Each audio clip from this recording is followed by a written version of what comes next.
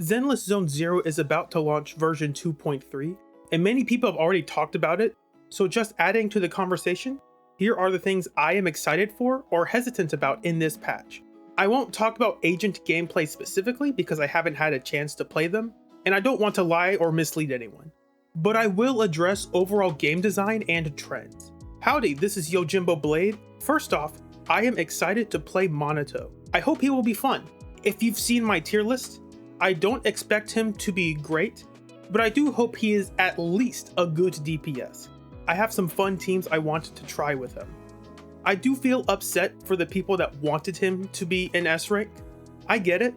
I think he's cool, and right now he's way more interesting of a character than Lucia or Yidhari. An official PR image shows his W engine is an S rank. That's obviously a mistake, but it's kind of funny. It does help fuel the S rank Manato conspiracy that he was always going to be an S rank. I don't think he was, but there's a good chance I would have pulled for him regardless. There are some leaks suggesting that there will be an S rank fire rupture agent eventually, and that doesn't really surprise me, and it also doesn't hinder my ability to have fun. So I will play Manato in the hopes that he's fun to use. Next, I do want to talk a bit about Lucia. This wasn't in the script originally, but I did see her trailer and it's very cute. I like it a lot. Back on topic. I'm not here to tell you something you haven't heard before or trying to get you riled up, but I do think the situation for her is kind of odd. Lucia went through a fairly obvious redesign around 2 weeks after she first appeared, and it's very telling that the team was not ready to do this. I was fairly neutral to her original design. It was different and I thought it was fine, and I think the new one in a vacuum is also fine. But the problem is that the art and design team were not given a heads up about this. They were definitely told by their higher ups or the PR departments that the Chinese audience did not like her design. There are videos explaining this in detail. The short answer is that they didn't like her proportions. Too big on the bottom, too skinny on top. I agree that the noodle arms have been one of my main issues with the female designs, but that's a discussion for its own video. So they changed her, and that's pretty simple to do for a 3D model. But almost every other 2D art she is in just looks uncanny. The big change is that they made her bust larger, and that's not reflected in any of the 2D art she's in. I mean, just look at these examples. It's very obvious that these don't look quite like her new Endgame model. And look, she even still has her old long ears in her Mindscape cinema art. And to top it off, the live stream said, quote, "Looking at Lucia's outfit, her style seems way different from how new Eridu folks dress." This was obviously recorded way before they changed her design to look pretty much exactly like Yi Xuan with some different accessories and colors. All the current Rupture and Rupture adjacent girls have these black leather high waist bodysuit pants or something. I guess they all shop at the same store. Lucia does put her hood on, which I like because unlike Ambi has a hoodie. She never puts it on. And I wish Hugo as a playable character would do literally anything with his hats, but he doesn't. To summarize my thoughts on the issue, changing clothes is fine, right? Like, people wear different clothes all the time, and I think her new top is well designed in a vacuum. But to change her overall design this much is just odd, and way too similar to other agents. If her story is about how socially awkward and different she is from others, and her original design was made to highlight this uniqueness, then this is a visual storytelling disaster. But this is a big if. It all depends on how they write her story. If I pull for Lucia, it's because she's the best support for Rupture teams, probably for the next 6 or so months. And more importantly, it's because I'm trying to pull for Manato. Speaking of pulls, did you know you can... That's a joke, this is not sponsored. So instead, I'm just going to promote myself, and you don't have to spend any money on this. If you want to support this channel, I would greatly appreciate it if you just comment and share this around. That's it, that's all free, baby. Subscribe if you feel like it, and if you want to see more of these videos, but you don't have to. And if you feel extra generous, I would enjoy reading any super thanks in the comments, or tips on Ko-Fi, link in the description. But please only do that if you are financially stable, and I will gladly give shoutouts to you guys. Anyway, back to the agents. I don't have much to say about Yidhari, and I probably won't pull for her. As a low budget player, she seems fun, she seems neat, but I would rather spend my limited pulls on something else. Yeah, her design seems good, she's obviously sexy, but there isn't much more for me to say about her character because we haven't really seen or heard from her before. I think the initial marketing for these two have been kind of weak. There's been almost nothing about them in the game or story, and I currently don't have a reason to be interested in them as characters. Lucia did appear at the end of that bottle event or something. Cool, but that's not enough. Obviously, depending on the quality of the writing and the trailers that come out right before their release, this sentiment could very easily change. Again, I really enjoyed Lucia's trailer. Oh, before I forget, Soldier Zero Ambi is getting buffs, and that's more of a gameplay topic which I'm trying to avoid for right now. The summary is that she will deal more damage, and her ideal game plan will be stronger and easier. That's it, that's all you need to know. Instead, I want to talk about the reasons behind the buffs themselves. I know Kete made a recent video from his livestream where he talked about how it seems like Zenless shows favoritism to certain agents, and the answer is yes, they absolutely do. Here's a fact. Ellen was one of the best-selling agents ever, and for reasons that I explain in my tier list, as enemies became more aggressive, she was not good. She was weaker than a DPS Sokaku. So I'm not surprised when one of the best-selling agents gets a buff to make her more rewarding to play.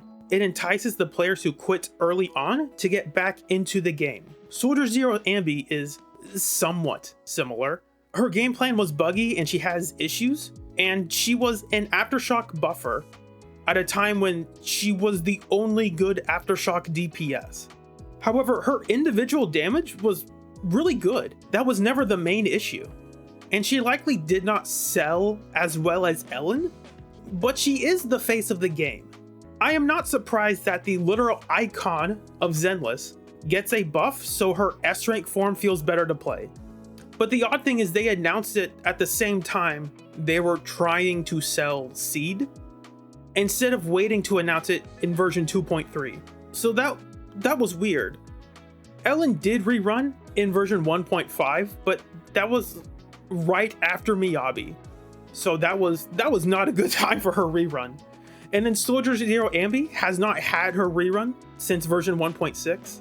So hopefully they will pop back up soon. I would like to see buffs for older agents, but I have zero expectations for them outside of their best sellers. Beyond that, I am looking forward to the new event.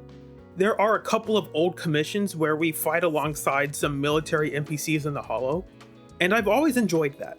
It makes the story and those characters seem more expressive and connected. So I am excited for this enemy-controlled strategy game they have going. It reminds me of those Fire Emblem ROM hacks, where you control the enemies and have to beat the playable characters. I would love to see this mode brought back and expanded.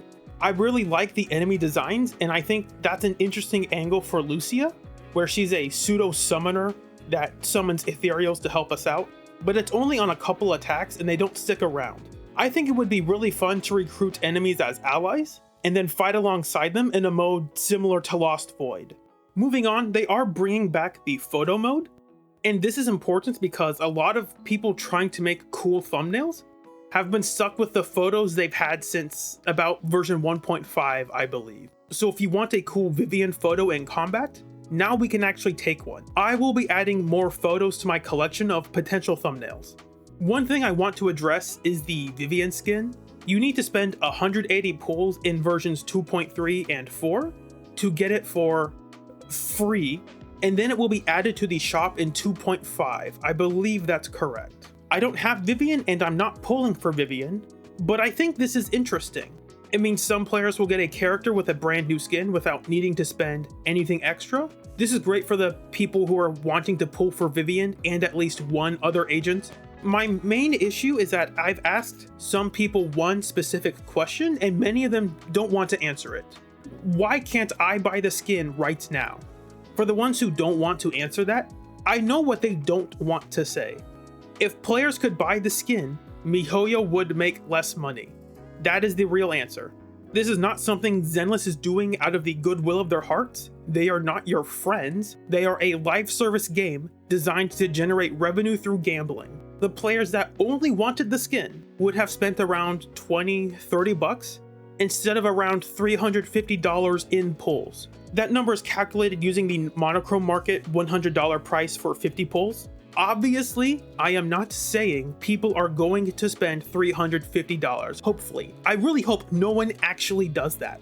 But that is the value of how much they will need to spend to get a free skin. And again, that's fine. I just want the skin to be available in the shop when it releases, like every other skin, and not wait another 3 months to get a swimsuit during summer.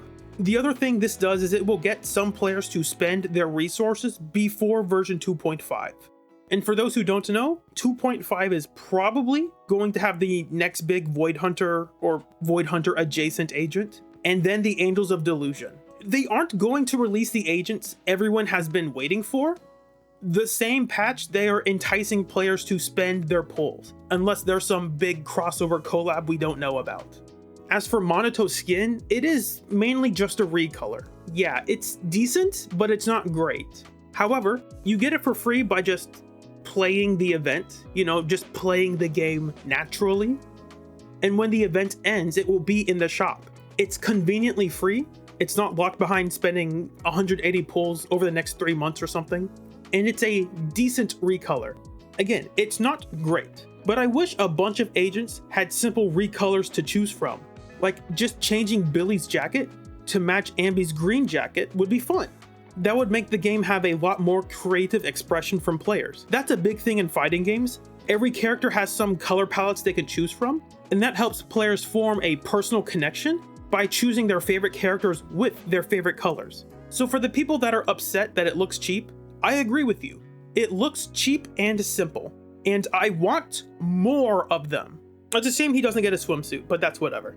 In regards to the endgame content for version 2.3, they have not officially revealed it yet, so I won't give anything specific.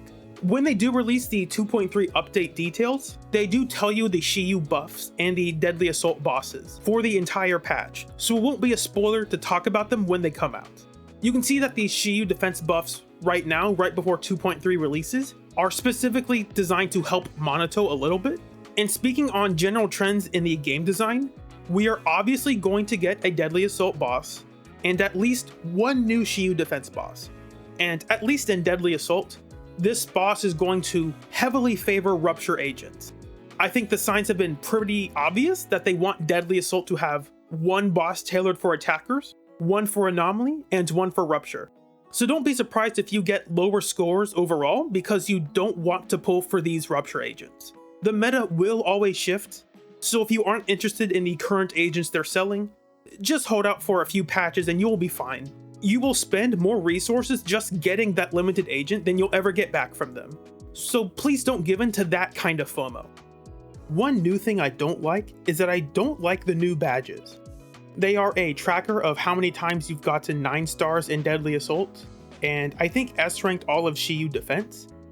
But because you can show them off and they're always at the top of the screen, I know it will entice FOMO into some players who are desperate to compare themselves to others and prove their value or something. I will probably not use it because I don't really care about it, but I really don't like this thing looming over my display. I was already playing the endgame. Why are you adding this? I guess many players weren't, and MiHoYo wants them to start caring or something. It seems like it will just add pressure onto players who didn't want to spend money, and I hate that. If these modes were purely an expression of skill, I'd have no problem with that. Many games and events in real life encourage competition with limited cosmetics and bragging rights. Oh man, look at how good I am, I worked hard for this, right? But in Zenless, if you don't pull for specific agents, there are things you simply cannot beat, regardless of how skilled you are. It doesn't matter how skilled I am at fighting Sacrifice Bringer with Billy. If he summons his God Arm, I can't do anything, unless I have a team dedicated to destroying it, or Miyabi. But to end on a brighter note, I am excited for the new mode they announced, where you will need to have around 4 teams. And they are also giving some pre-made teams for the players who don't have enough agents or have built their own agents. I really like that, because I like to play really dumb teams anyway, and this could really scratch that itch. I've been wanting a mode that encourages making use of whatever agents you have available since they moved on from their roguelike Withering Domain. My favorite teams to play are the ones that are bad, that players are scared to try or think shouldn't work. I enjoy that stuff. I'm kind of joking, but I say those players are scared because as soon as I suggest, hey, what if you played the agent you like, but without their additional? They repulse at the thought of it. Like, how could you dare suggest that? I think that's funny. So yeah, overall, I am looking forward to Manato and the events they have going on. I want to continue playing this game because I think this is one of the best games to play, but I don't want players to give into FOMO of any kind, especially those who lack financial stability. If you like these kinds of discussions, please let me know in the comments. I would like to make more of these videos and I'll gladly answer any questions you have. This is Yojimbo Blade, and I hope you have a blessed day. See you soon!